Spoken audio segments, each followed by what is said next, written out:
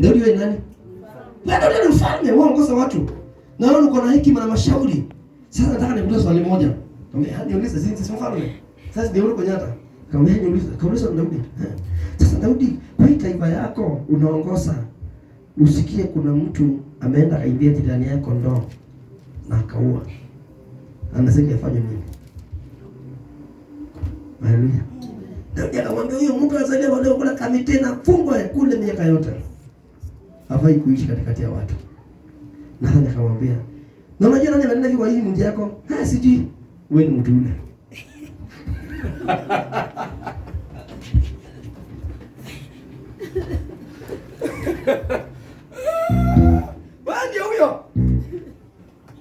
Wewe huyo. Daudi akamuka chini.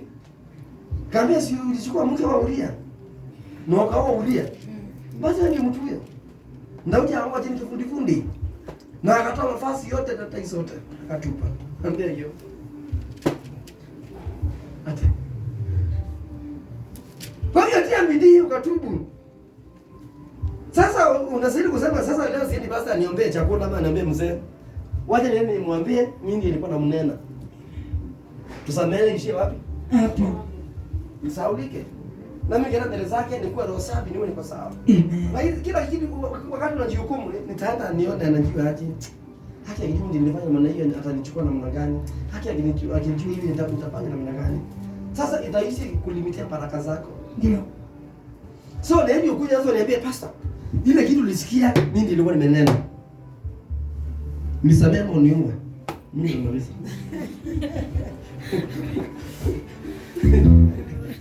Nisamehe kwa nini? Mimi waziri nataka sasa mimi ndio nabisa. I'm not more than that. Amen. Haleluya. Amen. Sasa alipolala pale chini akatubu Daudi. Naye Gadi akatumwa akaambiwa, "Enda ambie Daudi aache kulia." Yeye alitenda dhambi. Yeye alitenda dhambi. Aende kule mlimani atoe sadaka. Sasa sadaka yako itatolewa Sunday. Yesu anatoa sadaka kwa niaba yako. Mimi sitaki pesa zako. Sasa pesa zako hapa. Yesu Sunday atajitoa. Amen. Mwenyewe kwa ajili yako. Ukishatubu yote ukija Sunday, tupokee na wewe atazaliwa tena ndani yako. Na mtaanza maisha mapya na yeye. Na utaanza kutembea tena na yeye. Naye atakusaidia katika njia zako zote. Amen. Haleluya. Amen. Hao watu ukisikia watu walikuwa wanatoa kondoo, wanatoa sadaka, wanatoa ng'ombe ili wasamee. Sasa sisi siku ya leo maana ukitoa pesa unaona mbado unarudi kwa hiyo dhambi tena. Yesu amekumbana jitoe mwenyewe. Ili akusamee na kutakasa na kusafishe na anza kutembea na wewe. Haleluya. Hivyo ndivyo ninayosema katika hiki kitabu. Siku hiyo Gadi akamwendea Daudi akamwambia, "Haya kwea wewe ukamwinulie Bwana madhabahu penye kiwanja cha Arauna Myebusi." Basi Daudi akakwea sawa sawa. Mambo ya Nyakati wa Pili 22 na 24. Wacha kutafuta jenye ujumbe Mungu atafuta. Samueli ya pili. Hata mambo ya Nyakati wa Pili 22 24 inasema hivi.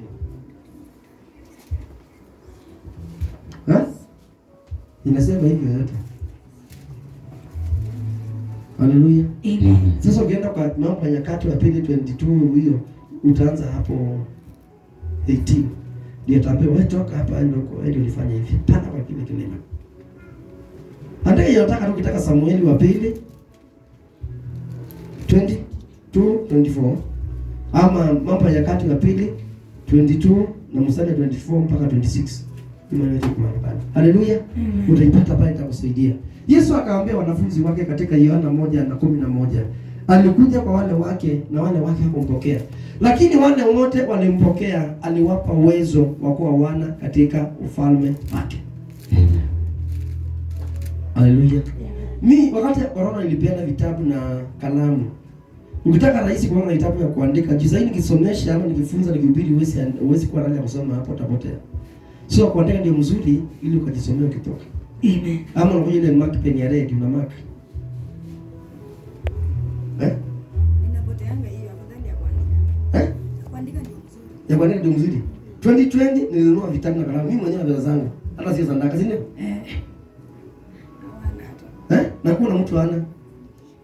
Wewe ulipata tu msali moja umetosheka. Kitabu uliuza. Kalamu kupea Mose. Akaandikia shule. Wewe si mtu kusoma. Nilijitoa 2020 nikanunua vitabu, si ndio? 22 books. Exercise books. Ni 48. Kama ndio 120. Na nikanunua kalamu, kila mtu kalamu yake. Mimi mwenyewe pesa yangu sio sadaka. Nilikuwa nahitaji wale watu walikuwa wanakuja corona hapa. Sio nipeleka wapi? Nazi ni kweli? Si ulipewa hata wewe? Ulipewa wewe? Walikuwa nazo. Ninunue zingine. Ama watapewa watoto. Zinunuliwe.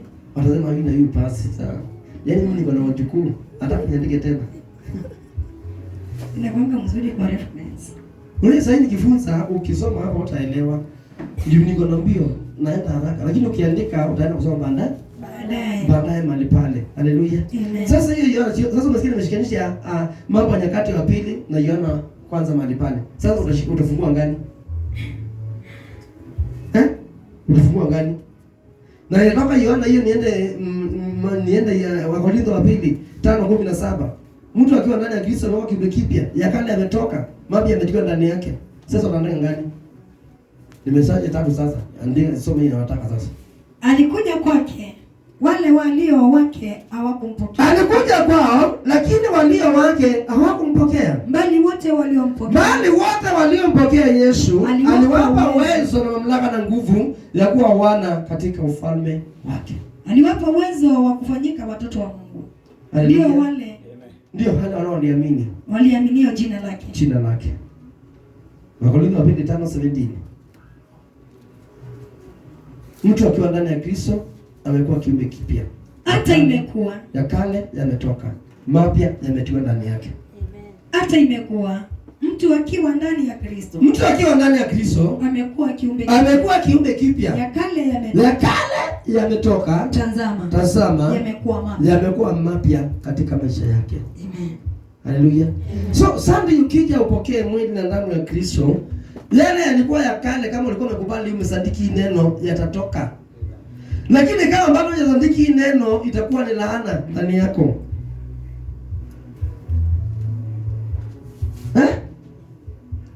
Hivyo ndivyo inasema hiyo Wakorintho wa kwanza 11, usiwasome hiyo saa hii. Mtu atakayeenda kuchukua mwili na damu ya Kristo pasipo kujioji kwanza, pasipo kujichunguza na kuacha, kwake itakuwa ni laana, itakuwa ni baraka maana pale. Itamhukumu, itamlaani na itamuua. Lakini atakayejioji, atakayejichunguza, atakayejiangalia, aone alitenda dhambi, aone ameua, aone ameasi, aone amefanya usharati, naambie Mungu nimekubali, nisamehe na unitakase, atakapopokea mwili na damu ya Kristo atakuwa kiumbe kipya. Amen. Haya kale yataondoka. Yes. Amesema kwako itakuwa ni dawa ya kujipaka macho. Hallelujah. It will be the medicine. Revelation 22 mstari ule wa 12 nasema hivi. Tazama naja upesi, na ujira wangu u pamoja nami, kumlipa kila mtu kazi. Revelation 22. Revelation 22:12. Rudi hapo juu.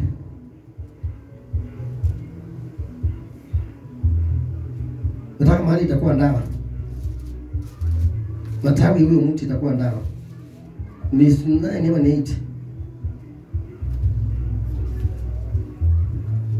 Na inasema hivi. Nami Yohana ndimi niliyasikia na yaona mambo hayo. Na hapo nilipoyasikia, wewe endelea kusikia.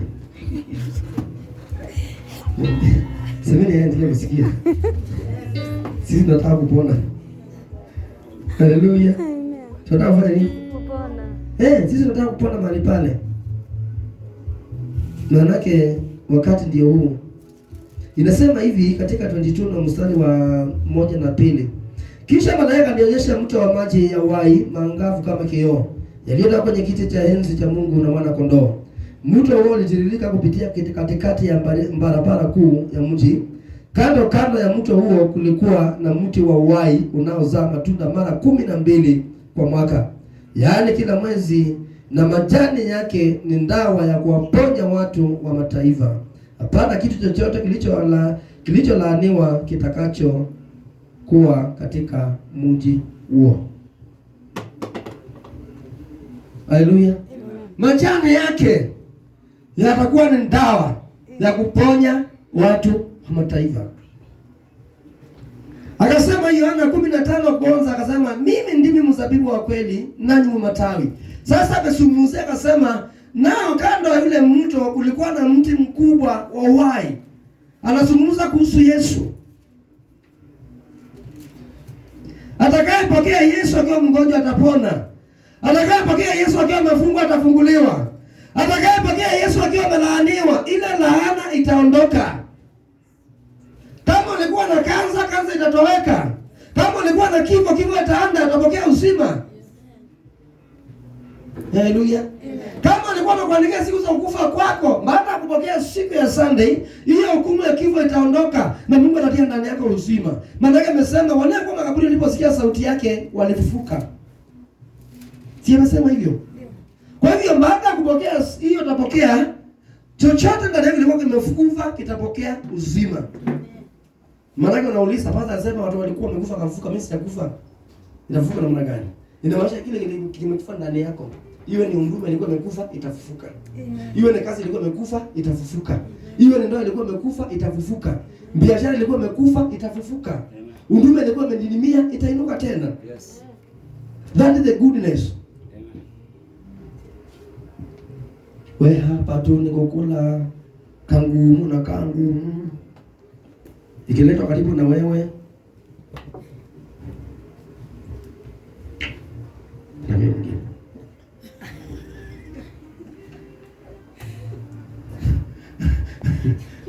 Na ulikuwa umepewa wakati wa kujiandaa. Sasa unakalisha kifo ndani yako. Lakini atakayepokea atapata uzima.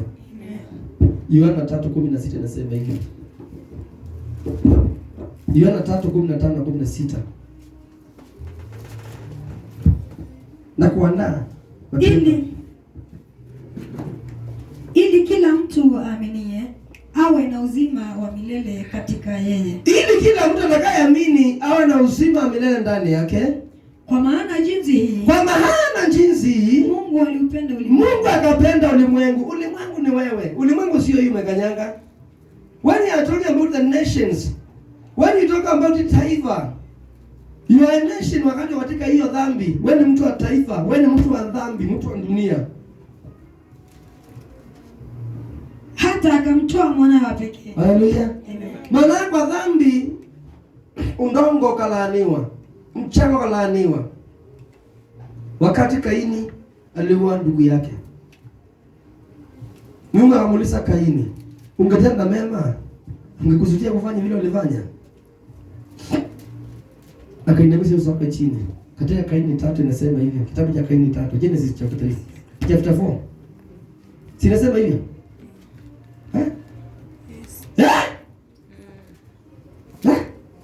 Unataka kwenda lunch? Unaenda wapi? Na wani wana kulanga ni mbona uzaekangi? Nini unakulanga? Ngana tu peke yake.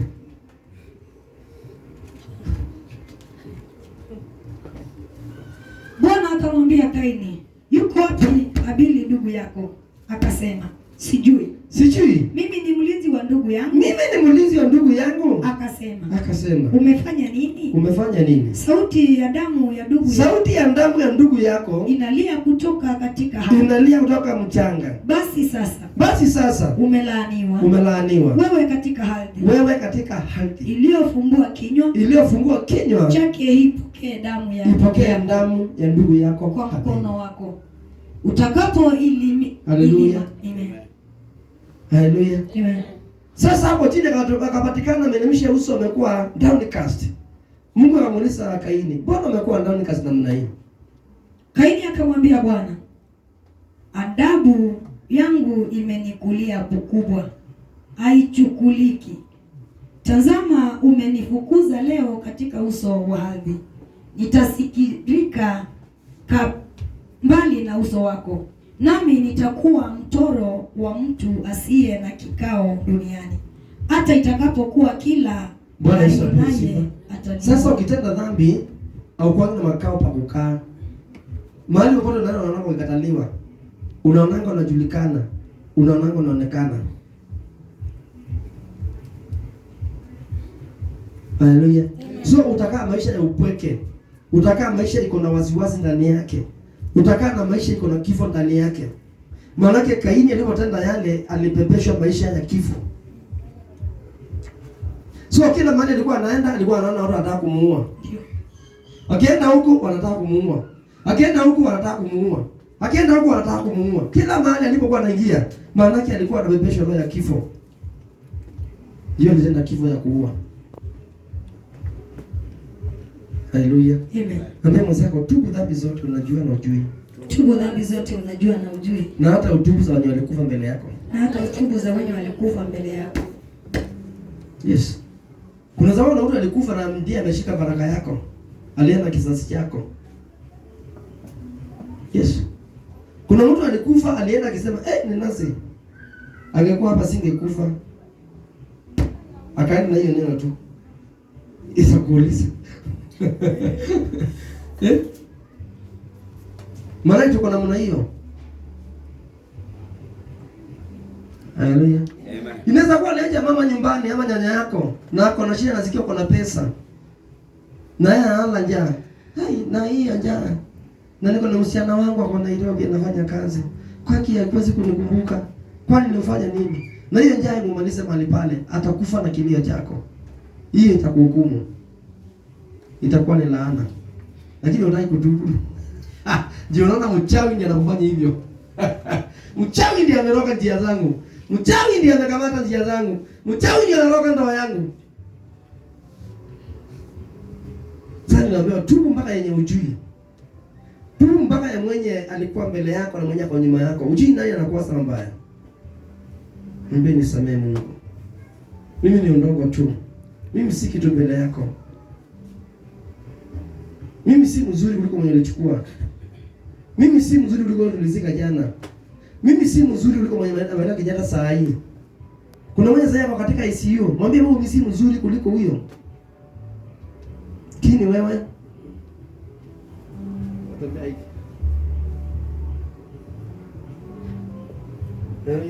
Unaona watu hawakuoni vizuri, unaona wanaongeza sponsor huko. Unakata cushions unapea unapaa unaweka huko.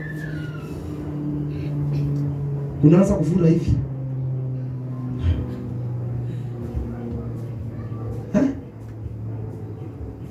Sasa unapata mtu huko amekonda, huko ni ukubwa. Ukishika huko unaweza shikilia mkono hivi tu. Sasa unashida chakula ingiangi huko inaingia huko. Oni, haina kama macho. Hallelujah. Amen. Sisi tuko kama shedi. Kuna mwili wenye una stress.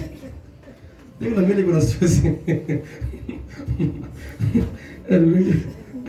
Niambie sasa wao kwa vitambi 4, utasimisha za ngapi? Sasa ndio ikula saa yote. Hizo ukiwa na hii plane, kule isikule, kunywa nje isikunywe, nje isikunywe maji. Maisha yanaendelea. Ndio kuna vitambi vingine ya shida sana.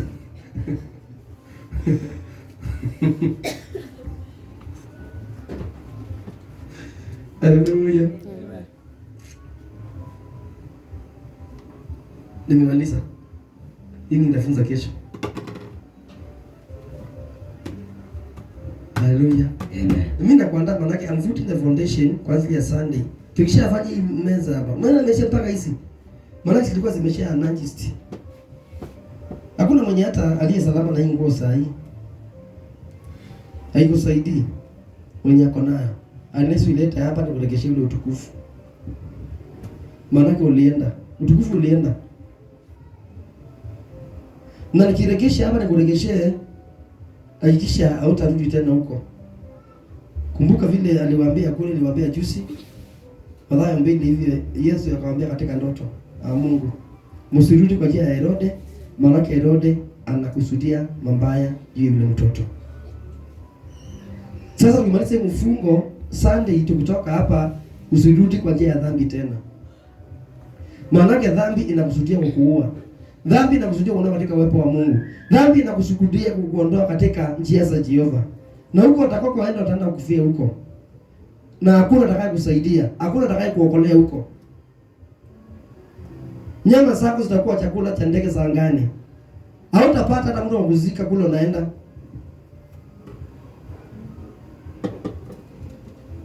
Haleluya. Amen. Yesu yasema hivyo kitabu cha Amos, si mimi. Haleluya. Watu watakufa mpaka wakosa watu wa kuwazika. Maana walikuwa wameacha dhambi. Walikuwa wameacha Mungu katika dhambi. So hiyo njia walikuwa wameshika sio njia mzuri. Sasa maana nimekutoa kwa hiyo njia, usirudie tena. Usirudie kwa hiyo njia tena. Usirudi kwa njia ya hasira tena. Usirudi kwa njia ya masengenyo tena. Usirudi kwa njia ya uzizi tena. Usirudi kwa njia hiyo kijicho, hiyo kuonea watu wengine. Usirudi kwa tena. Kaa katika njia za Mungu. Asana sana wale nyumbani mwa Jehova, wale watenda kazi, wale wachungaji. Maana you will die because of your sin. Hallelujah. Hallelujah. Amen. Itakuwa ndawa utakapopokea. It will heal you. Kama utakuja ukiwa umeamini, hata kama uko na nini iko ndani yako, hiyo kitu itakuondokea. Niliambia watu hiyo Sunday sitakuwa nani upiga tu makofi. Alika hata munya wako, hata kama mama yako unasikia kuna mangojo ilikuwa na mkusukula, ile neema itakuwa kwa ile ibada ya meza ya Bwana itamponya. Amen. Hiyo alikuwa na pressure, alikuwa na sukari, alikuwa na diabetes, alikuwa na hiyo chumvi. Ni chumvi manini? Hiyo kanza. Si kuna sukari? Mbona kuna chumvi? Hakuna chumvi. Na kuna sukari? Diabetes. Na kuna sultans, mtu akipunguza chumvi mingi. Haikula chumvi mingi. Ni goita. Goita. Goita. Haikata kunywa maji. Haleluya. Sasa hizo vitu zote zitapona. Amesema kila mahali ule mtu alipitia kulikuwa na uhai ndani yake. Nilikusomea Sunday kuhusu Ezekiel 47. Mahali popote ule mtu alipita kulipona. Hata bahari maji yake ilipona, ilikuwa ya chumvi. Haikuwa ya chumvi tena. Maanake maji ule mto yalikuwa na uhai ndani yake. Nilikwambia katika Ezekiel 47 verse 8 and 9. I don't forget. Hata ukisahau. Ndipo akaniambia, umechoka mama? Ndipo akaniambia, maji haya yanatoka kwenda pande za nchi ya mashariki. Nayo na yashuka mpaka Haraba na kuingia katika bahari. Nayo yanashuka. Nayo yanashuka mpaka Haraba. Na kuingia katika bahari. Na kuingia katika bahari. Maji yatokezayo yataingia baharini. Na maji yake yataponyeka. Na maji ya bahari yatapona, yatapokea uponyaji. Utakapopokea mwili na damu ya Yesu Kristo, chochote kilichokuwa ndani yako kiko na udhaifu kitapona. Amen. Hallelujah. Amen. Kitafanya nini? Kitapona mahali pale. Hiyo ni biashara, hiyo ni kazi. Kama utapokea the divine connection of the blood and the body of Jesus Christ, because there is a divine connection. Walimu wako hapa wataki kuwafunza. Kule na divine connection. It's not the normal blood you see. It's not the normal divine you see. There is another divine connection. Maana alipochukua mkate alibadilisha kwa mwili wake. That divine connection of the blood of Christ. Akachukua hiyo divai akaomba akaibadilisha ikawa damu yake. Si divai tena, si mfinyo tena, but you are drinking the blood of Jesus Christ. The blood which speaks good. Inaona? Mema Speak ya tu. Good. Inanena mema. Damu ya Yesu inaona mema. inayonena baraka, inayonena uzima, inayonena kibali, inayonena mamlaka, inayonena utajiri, inayonena pesa, inayonena kuendelea, inayonena kuendelea. Amen. It's the blood you receive. Amen. So if you have that revelation in you, it will be done in you. Amen. Itazaliwa ndani yako hivyo. Yes. Itanena utajiri, utakuja utajiri. Amen. Itanena uponyaji, utapona. Yes. Itanena kufunguliwa, utafunguliwa. Amen. Itanena msamaha, utasamehewa. Amen. Lakini kama una hiyo revelation katika mawazo ya roho yako, hata nikukupea haitakusaidia. Amen. Haitakusaidia. Lazima itakusaidia. Kama una hiyo revelation ya kujua nimepokea ndamu inaona na mema, sijapokea divai. Wewe utakuja haraka haraka. Anasema vipi kwa mkupa angalau nielewe kidogo.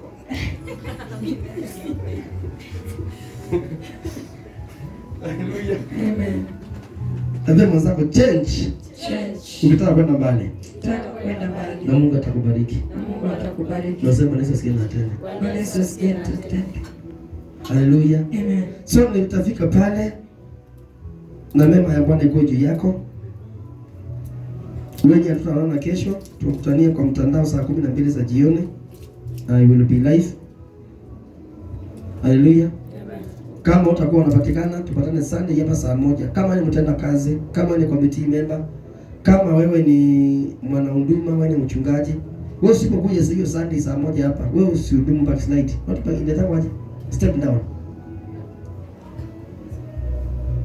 Sawa. Kama utakuwa saa 1 wewe ni mtenda kazi katika hii madhabahu, haina haja usiti kuhudumu. Just step down. Achia mwingine akae kwa hiyo hanga. Na step down na roho safi. Ukiwa na roho chafu itakuondoa, utaona hapa kanisa, utaenda tu kabisa ukiendanga. Niliambiwa hivyo. Niliambiwa aje? Niliambiwa hivyo. Si wasomea hapo ndio niliambiwa yeye mwenyewe. Kwani mimi nilisema. Mathayo 3 inasema hivyo. Enyi kizazi cha nyoka, nani aliwaonya kukimbia? Yohana akamwambia, kama mmekubali kutubu, basi onyesheni matendo ipasayo toba. Hapo chini akasema, sasa shoka limewekwa chini ya mti, ili kapata kukata mti usiozaa na kutupa motoni ukapate kuteketea. Hata alipoona wengi miongoni mwa Wafarisayo. He was talking about the Jesus Christ. He is the axe. Yeye ndiye shoka. Haleluya. Amen. Sasa Yohana akamwambia, sasa shoka inawekwa chini ya mti, iko tayari kukata ule mti usiozaa na kutupa kule motoni. Amen.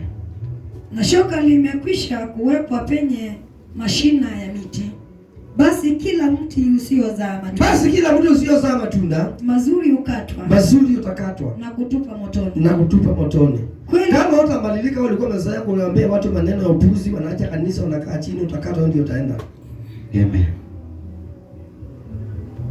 Kama nilikuwa nafanya watu wasitoe sadaka, wewe ndio utaenda. Yes. Kama utakubali kutupa. Amen. Maana aliwaambia hapo juu, zaeni, onyesheni matendo ipasayo toba, yako umetupa. Amen. Basi zaeni matunda yapasayo toba.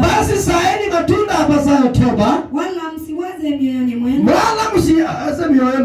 Kwamba tunaye baba. Ndiye Ibrahimu na mnatenda dhambi. Kwa maana nawaambia. Haleluya. Amen. Ambia zako sasa anza kuonyeshana matendo. Inaonyesha toba. Yenye umetubu. Kwa hizi siku tatu. Haleluya. Na wale matendo wa Galatia ndiko iko mahali pale, wa Galatia 5 mstari wa 18. Those are the deeds. Wa Galatia 5:18.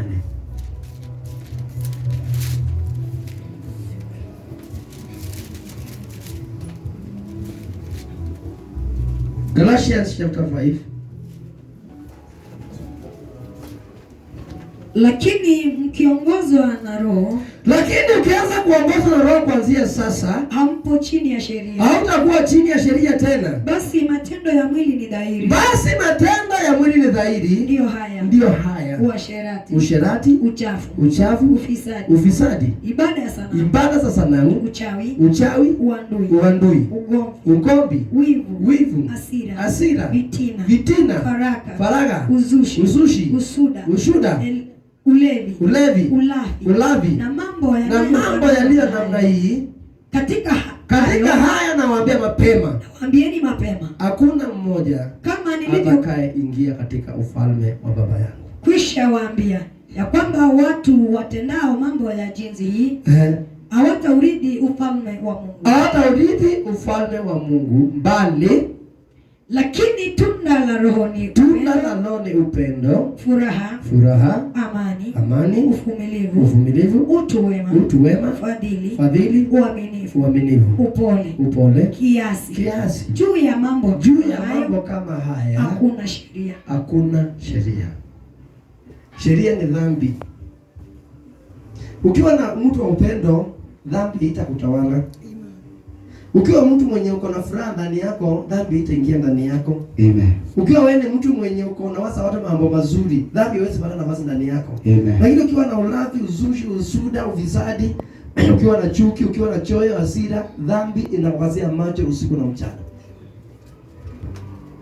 Ndio nimesema hata niwaambie mapema, watu wa namna hiyo hawataingia.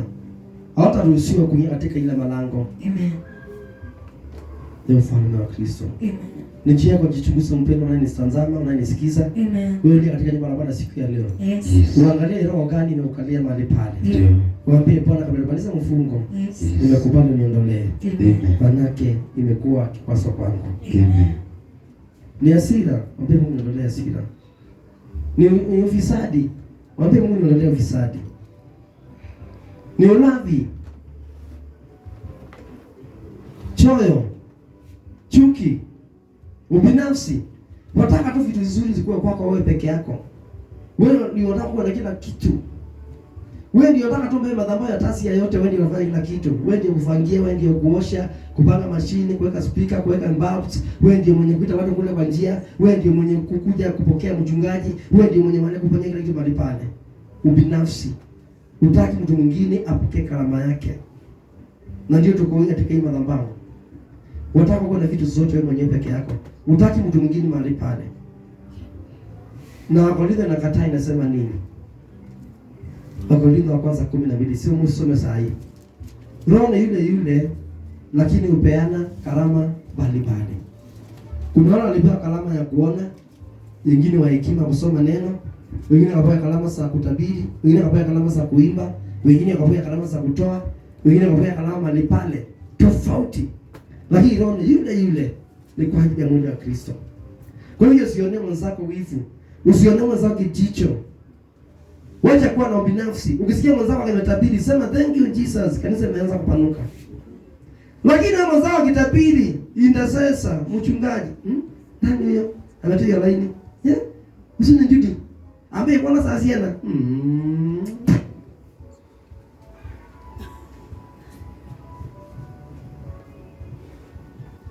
Hiyo nani ametoa na Judy, hiyo sio laini ya kweli. Kama ni sio laini ya kweli, mbona Reverend alifanya apeana nini ufunuo yake? Si alifanya tu kupeana na mfurahishe tu hiyo ipite hivyo. Mchawi wewe. Muuaji. Ya kila. Tuwe ndio nataka utabiri, ufundishe neno, uhubiri, ukue kuhani, ukue nini? Achilia. Kama unajua wewe kazi yako ni kuimba, furahia kuimba. Ukisema mwenzako mwanamanga kihubiri, ndio unaona pale mna hiyo. Lakini si mtu anahubiri maana pale manake unakuimba. Na hiyo alitoa wapi? Yeye alikuwa anataka kujifurahisha kwa wengine talent, ili apewe cheo. Kuna mtu alikuwa anahubiri hapo. Kuna mtu ulishika hapo kweli wewe? Watu walikuwa wanajipandisha. Walikuwa wanafanya hivi ili tumuone. Hiyo sio neno.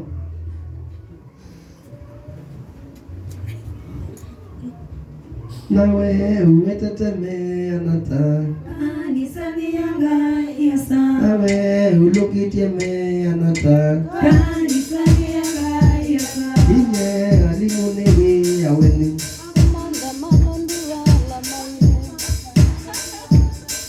Inye alimunewe yaweni Umanda malalua alamai Inye inasesa niwe yaweni Umanda malalua alamai Mwamona Muimaete kanisani Ngai Yesu. Mwamona Muimaete kanisani Ngai Yesu. Awe nanzi uwetetele yanaka Kanisani Ngai Yesu. Awe ulugitime yanaka Kanisani Ni wangapi Ngai umeleta wa kanisa? Ni wangapi umefukuza wa kanisa? Maana ni kazi yako kuleta watu wa kanisa. Inasema hivyo. It's your work. Wewe intercessor, muombezi, wewe mchungaji, mwinjilisti, wewe mwanakwaya, wewe mwalimu, wewe mchungaji, wewe mshirika mama, kiongozi pale. It's your mission to bring the people of God in his house. Sasa anauliza, umepewa hiyo kazi, wangapi umeleta pene hesabu yao? Ni wangapi ulifanya waache kanisa? Ni wangapi ulifanya waache kutoa? Wangapi ulifanya waache kubaki kwa huyo ushirika wako wa mama? Maana ukibaki pale unawatusi, unawaambia hawafai kitu. Wewe ni unatoka peke yako, wao hawatoi. Wakasema kama anaanza anaongoza mkutano, mimi sitambaki. Nitaambia Reverend kuna maana enda kazi, nitamwambia niende. Au taulizwa wote.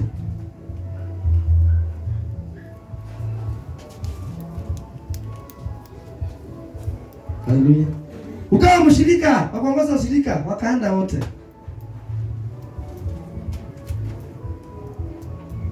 Haleluya. Maana wakija mahali pale, wataka watongoza kulipia nyumba, wataka watongoze mahali pale kupeleka outing, wataka watongoze mahali pale kununulia chakula. Wataka mahali pale watongoze uko ni mtu mkubwa pale. Ushirika ikaisha. Kikundi kasabaratika, utaulizwa wangapi ulisababisha wasisimame. Wewe nitongoza mchungaji akaanguka, utaulizwa. Nilikupea urembo utongoze wachungaji waache kwa kazi yangu wala na wewe ama ni kwenda pale kunifurahisha. Utaulizwa. Haleluya. Amen. Just ndio hiyo kazi tuko nayo. Hiyo ndio kazi tuko nayo. Wewe kuna mtu anainuka na kibisana na yeye unamtongoza. Na bila yeye kuna nyuma unadungia yeye kwa nyuma, hiyo huduma inaisha.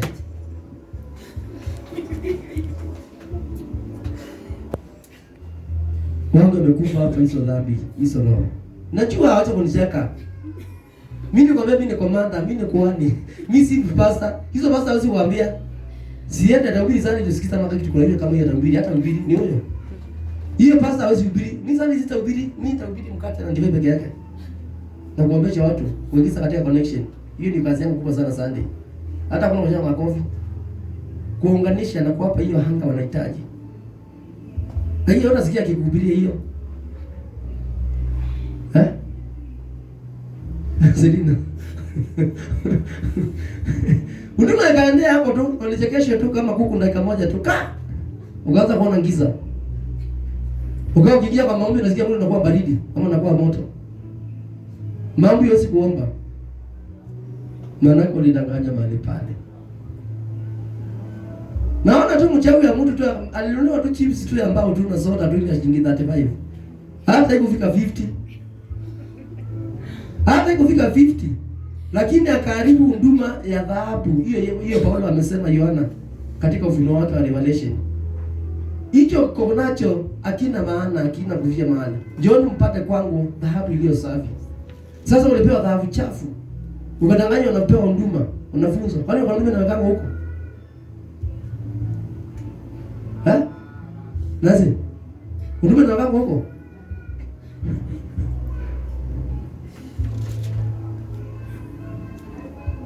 Sasa kwa hiyo roho chafu pale ikaanza kusumbua. Ile iliingia kwa Sauli, ikaanza kumtorment. Ikaanza kumkula, ikaanza kumuua polepole. Jana tubu hizo dhambi msameo ziondoke, mrengeshe huduma zenu.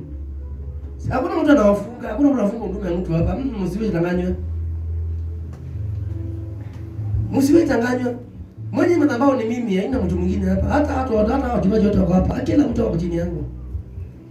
Na hakuna mwenye anafanya lolote pasipo mimi ruhusa yangu. Usiwahi tanganya na mtu. Usiwahi tanganya na mtu.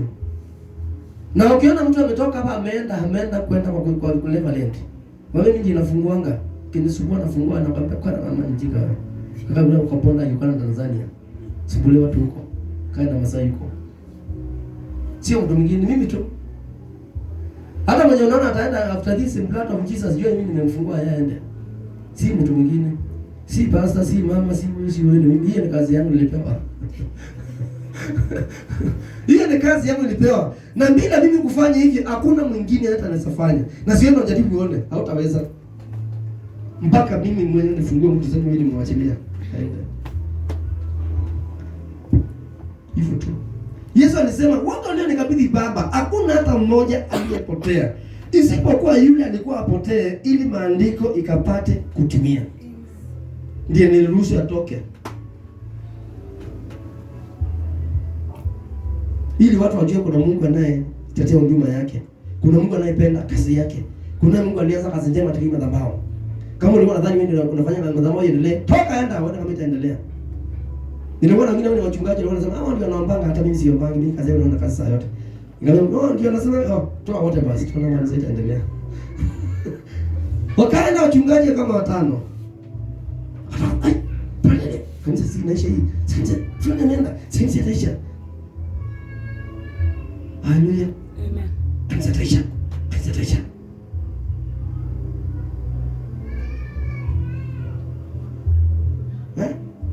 Sinazi uliona, nikawafungua wote. Nasikia nisi imesimama.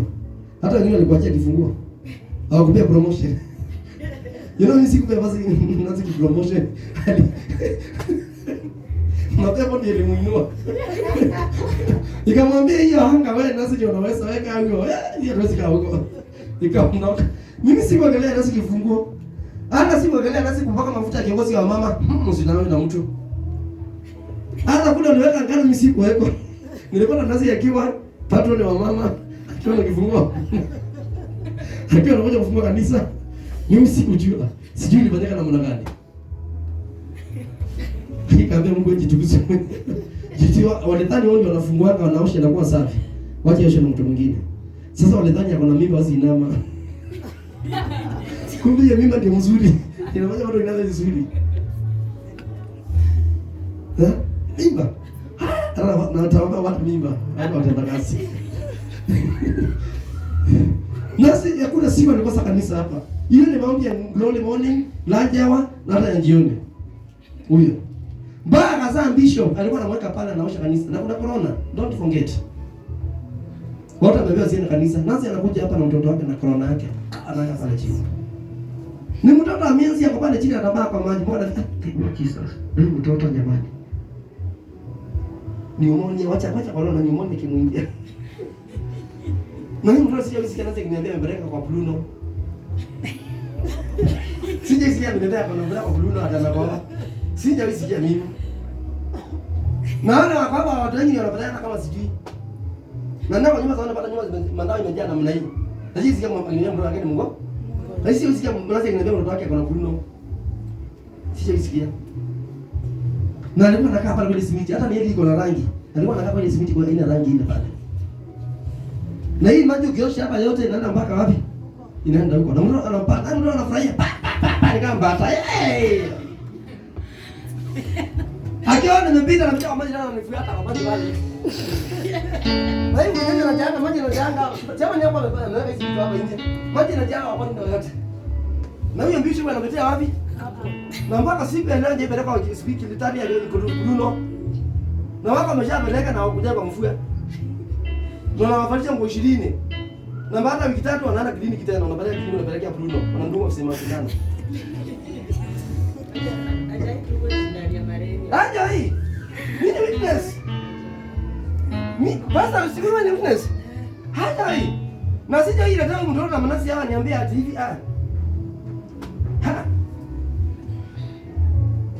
Na wengine wanakonjeka Bruno mpaka ndio wazoea.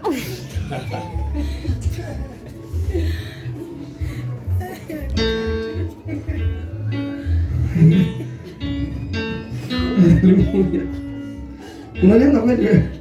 Unanisikiza vizuri? Sasa huyo Mungu ndiye anataka upokee. Amen. Huyo Mungu ndiye anataka upokee. Amen. Haleluya. Amen. Nilikwambia wakati miaka yote hiyo wakati wa corona, makanisa nilifunga mwaka mzima. Hii sijaifunga siku hata moja. Amen. Hii mlango. Yes. Sijaifunga. Amen. Hata nilikuwa naangalia kitabu juzi, wale wazee walikuwa wanakuja ile wakati walienda wapi? Nilikuwa na washirika wengi tena kwa nguvu. Bwana siku nikaambia wazee hapa corona irudi tena. Juu ikiingia sana kidogo kwa simu 200, sasa hivi naona mpaka mbao. Hii nyumba wakati ya corona haingeikosa kulipwa. Nenda uchukue hiyo register, itawasomea sana hivi mkitaka. Tarehe 2 mwezi wa pili. Wakati wa jana miti itawasomea. Wakati wa corona hili kanisa hauna siku lilitoa shilingi siku 11,000 chini. Na huko hakukuanga na watu. Walikuwa wanatuma tu kwa 500, 1,000. Hata watu wengine walikuwa wanakaa hapa chini na kurasi walikuwa wanakuja kanisa walienda wapi? Walikuwa ndani wazuri sana. Wanakuja tena wanakuja wazuri sana. Mbele wao wanakuja wazuri. Sitaki muonyeshe wanakuja kwangu. Haleluya. Sitaki muonyeshe kwangu. Hii mmoja anaweza kuhudumia mpaka changanyikiwa akili potea. Watu wazuri. Mpaka mpaka wamekula, anarudi nje tena anakudulia afya anakuletea.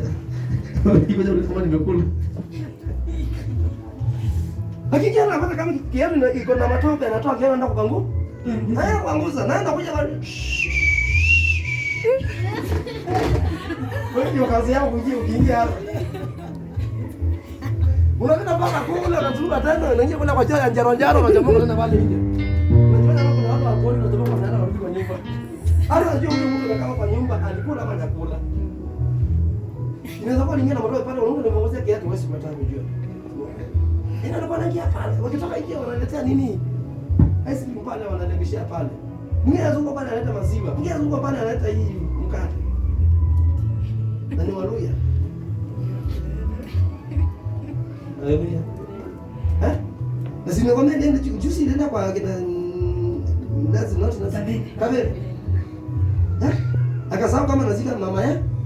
Akaanza kunishughulikia. Nikitoka nje kidogo matope anakuja napangusa.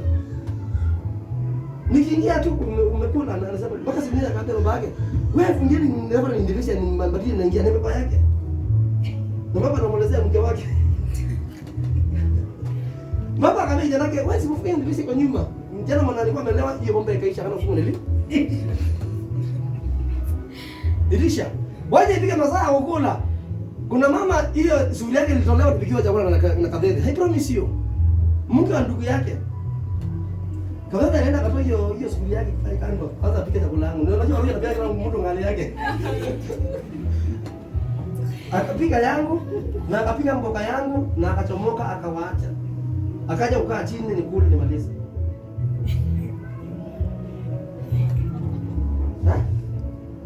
Bora wewe hizi siku moja. Kazi yangu weka nywele namna hii. Wewe baba yako leo ama yuko?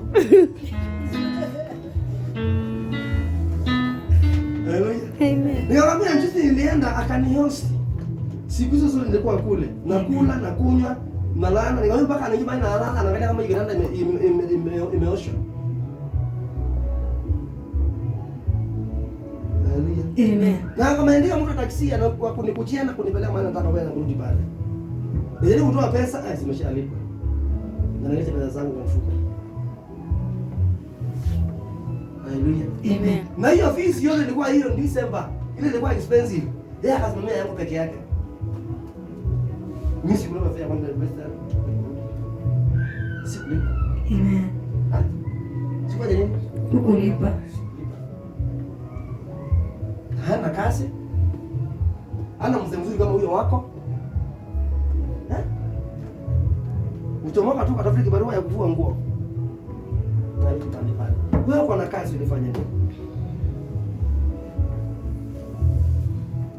Haleluya. Amen. Baka nakuuliza, "Leo ndio nimeshiba." Sasa hivi nimeshiba na zia sitaki kufumua na nipeleka kwa hoteli tena. Mimi nadhani anataka kunipelekea uje mahali pale nini maji. Naona chakula kimezaa kwa meza kwa nini? Nimeshaangia kwa meza. Haleluya. Amen. Jizao nakwambia na sasa kwako. Bwana umekula njugu. Sasa hiyo siku nyuma zishaisha. Tangu December niko na njugu za Western. Zishaisha. Basi nimepima ziko safi. Ndio nini? December. Sasa hivi naelekea February. Anakupia kuku mzima ukiwa peke yako. Na tena anakuambia ukule. Jamani, hapo tusio na kana mnagani. Tena akana heshima nyingine pale ni kama mtoto mwenye masamewa dhambi ya kwanza. Mtu atatandangi dhambi. Ni maji. Inakuja ikiwa moto hiyo maji. Sio baridi. Haleluya. Nina mama mali alikuwa analala kwanza akafungua yeye mwenyewe akaangalia hapo iko moto. Akaishika hivi. Sasa akauliza mwenye hiyo nyumba, lazima ikienda, wewe ukienda jamani simfulie pale kamhurumia. Tena akaenda kwa nyumba nduka. Sasa hii ni saa 5 usiku. Na kiberiti.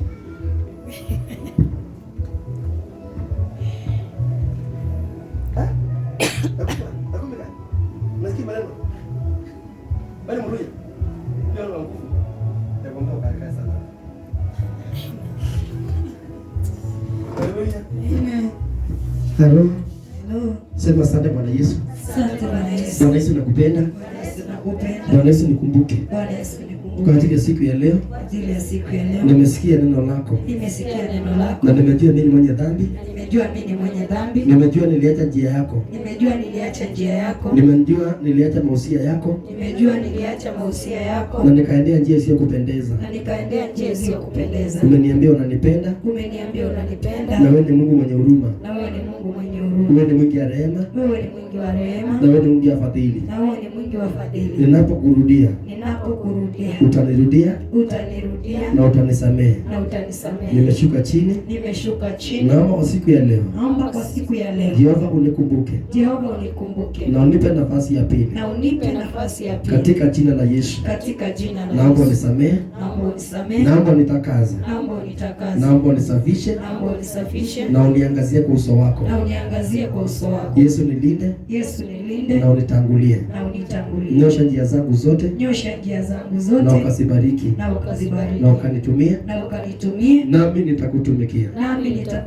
Sasa na hata milele. Katika jina la Yesu. Ninaomba na hata kuamini. Na useme amen. Baba, katika jina la Yesu Kristo, naombea watu wako neema na rehema zako. Naombea huruma na hata fadhili zako zikapata kwa ajili ya maisha yao wa Israeli. Mungu wa rehema, tumejua sisi ni wenye dhambi, tumekutenda dhambi. Naomba ukatusamehe na kututakase ukiwa mmoja mbinguni. Bwana majeshi, usihesabu dhambi zetu, mfalme wa falme, bali ukumbuke huruma zako msalabani, mfalme wa Israeli, ili ukatusamehe na kutuzafishe na hata ukatutakase katika jina la Yesu. Naomba turegeshe katika njia zako Bwana majeshi. Naomba turegeshe katika sauti yako mfalme wa Israeli. Tukapata kusikia kutoka kwako Bwana wa Bwana. Tukapata kuona kwako mfalme wa Israeli. Hata tukapata kutembea katika njia zako na hata katika sheria zako siku na hata mchana. Hivyo katubariki Bwana majeshi na hata ukapata kutuponya. Yesu ukapata kutujenga tena na hata ukatuinua tena mfalme wa Israeli. Naomba ukatukusanye my Father katika jina la Yesu Kristo mwana wa Mungu. Tusaidie kuanzia siku ya leo na hata ukapata kutuendesha. Na kabidhi mwaka wote mikononi mwako. Na kabidhi kanisa lote mikononi mwako Jehova. Hata mahitaji yote na hata maono yote na hata ndoto zote za kanisa mfalme wa falme. Jehova, nazikabidhi katika mikono yako ili ukapata kuchukulia kuanzia siku ya leo. Jehova, ukapata kuendesha my Father na hata ukapata kutangulia Bwana majeshi. Yesu, ukapata kutimiza katika jina la Yesu Kristo. Tusaidie, manake ni Ebeneza na hakuna aliye kama wewe. Asante Bwana majeshi, manako umesikia na umetenda na utazidi kutenda. Na ni katika jina la Baba na la Mwana na Roho Mtakatifu naomba na kuamini, nasema amen. Ndio sema amen. Simama kwa miguu yako. Kama uko na sadaka, shika sadaka na mkono wako. Nataka kuliombea ile sadaka. Unapoenda kulitoa likapata kwa limekubalika. Mungu wa amani atakutenda, Mungu wa amani atakusaidia katika jina la Yesu Kristo. Ulio pale nyumbani, wakati wa kutoa zaka na sadaka zetu, kuna hiyo namba 072 804 916. Kunayo paybill namba wanaotumia lipa na M-Pesa. Enda kwa paybill. Kuna hiyo utaitisha business number, utaweka 247247, weka okay, utaitisha account number. Hapo kwa account number utaweka 707021. Weka okay pale. Utaulizwa kiwango cha fedha unaotaka kuweka pale.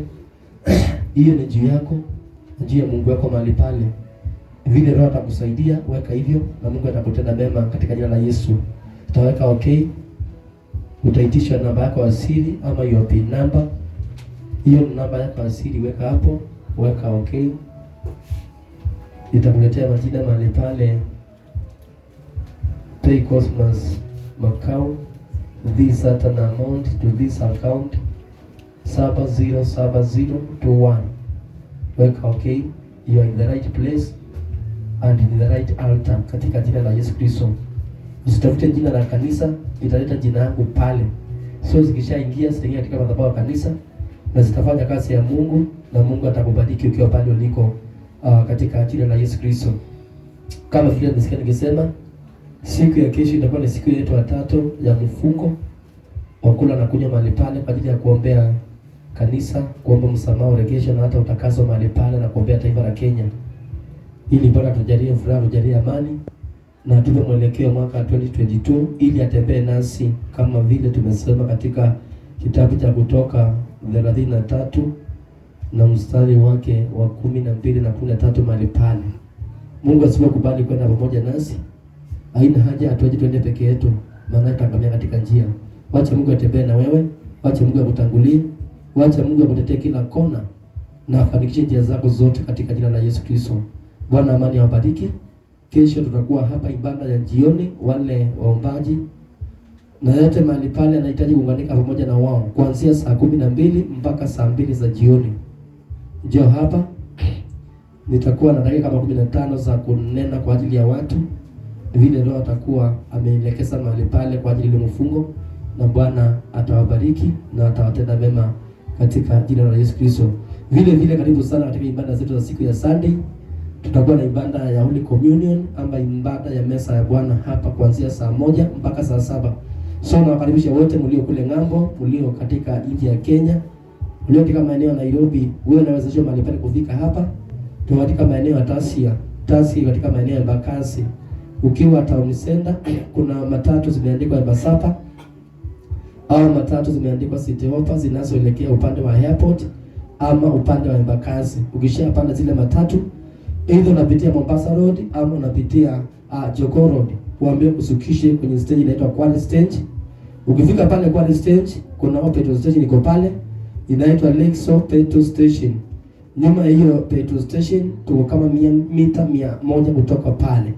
Ama kama utapotea ukifika pale, pika hizo nambari unazoziona kwa luninga yako, na watenda kazi wa kanisa ama madhabahu watakusaidia popote ulipo na watakuelekeza kwa ile njia inayostahili katika jina la Yesu Kristo. Kumbuka ibada za Sunday zote zitaanza saa 1. Kwa hiyo naomba saa 1 watu wote wameshalia katika nyumba la Mungu ili tuanze pamoja. Tunapoanza mwaka huu tutembee pamoja na Mungu na tuwe na Mungu katika jina la Yesu Kristo. Na karibisha wote mlio nyumbani, hata mlio kule ng'ambo. Tutakuwa live kuanzia ile masaa mpaka masaa ya saa 7. Bwana atawabariki na Bwana ataenda kuwatenda mema na makuu katika jina la Yesu Kristo. Neema Bwana watoshe katika mfungo wenu, akapate kuwapa nguvu mpya na akawape tena upya na kibali kipya. Msije mahali pale mkamelemewa na msije mahali pale mkasuka chini. Mungu katika Isaia kifungu cha 40 na mstari wa 18 amesema vijana wanaweza lemewa na wazee vijana wanaweza kuanguka, lakini wote wanaomtumaini Mungu, wote wanaomngoja Bwana hawatachoka wala hawatalemewa. Watakimbia mahali pale na hawatachoka. Watavaa juu kama tai na mahali pale hawatalegea. Maana Mungu atawapa nguvu na Mungu mahali pale atawasaidia. Naomba hiyo neema ndani yako wakati wa mfungo. Usije mahali pale ukalemewa, usije mahali pale ukasuka chini. Usije mahali pale ukakosa matumaini, na usije mahali pale ukachanganyikiwa. Hata shetani asije mahali pale apate nafasi wakati mwili wako ni mdhaifu ili akapata kuondoka katika uwepo wa Mungu. Neema Bwana kutoshe na damu yake ikufunike usiku na hata mchana katika jina la Yesu. Pande zako zote Mungu achilie ukuta wa moto, shetani asije akapata nafasi. Mungu akubariki utokako, Mungu akubariki unapoingia, hata unapolala Mungu akubariki, Hata unapoamka mahali pale, Mungu akubariki katika jina la Yesu. Wewe ulikuwa umefika mwisho, Mungu akawa mwanzo wako. Wewe ulikuwa umekosa matumaini, Mungu akupe matumaini mapya. Wewe ulikuwa umekuwa na hali ya kudidimia katika imani, ama katika wokovu, ama katika huduma yako, ama katika ndoa, katika maisha. Mungu akupe msaada kutoka Mungu ya mbinguni, ili ukapate kusimama na ukapate kuendelea. Ukapate kusimama na ukapate kunawiri, ukapate kusimama na ukapate kuongezeka. Na zaidi ya yote ukapate kuwa na matunda katika jina la Yesu Kristo.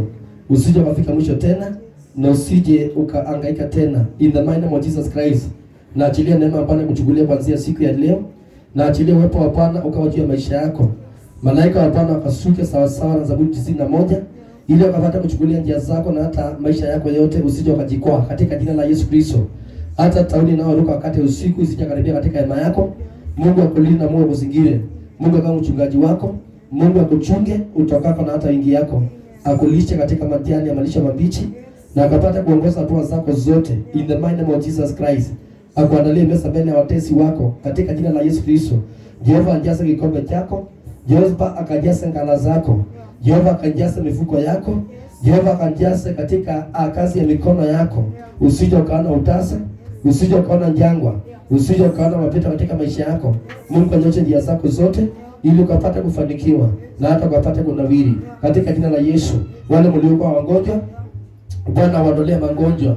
Wale mlikuwa na laana, nimeondolea laana. Nimetamka baraka juu ya maisha yenu. Nimetamka maisha marefu. Nimetamka maisha iliyo na uzima katika jina la Yesu. Kuna alikuwa amekuandikia kifo, nimefuta hiyo hukumu ya kifo. Kuna alikuwa amekuandikia ufutwe kazi, nimefuta hiyo hukumu ya kufutwa kazi.